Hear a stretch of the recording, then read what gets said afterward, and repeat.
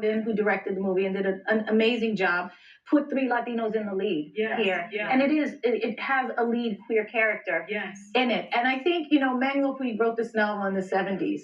And it's come up. In the 80s, they made a movie of it with William Hurt and Raul Julia, where Bill won the Oscar for that. Yeah. And then you had Cheetah. Then Kendra Nebb wrote the score and the music for it and the lyrics. And they did a 90s musical with Cheetah Rivera in the 90s.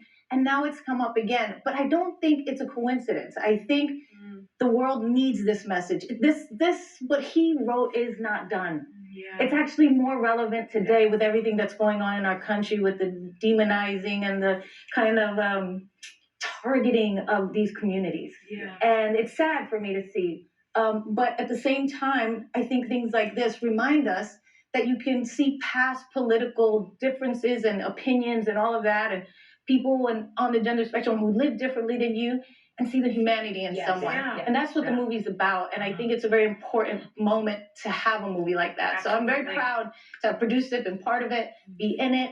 I think it's a blessing. Like you mentioned, Cheetah Rivera was in the 1990s version of it. Yeah. And on Broadway. Yes. Any chance that you'll take this to Broadway? Oh.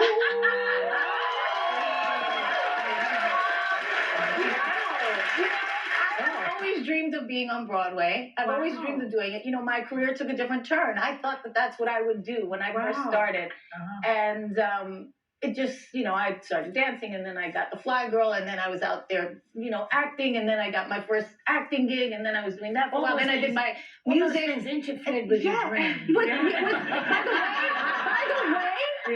the way, you get to a point in your career and you go, what's next? Yeah, that's right. What do I do? And it's funny, you have to return to yourself at a certain point. I don't know if you guys, are at that point in your lives, but I am.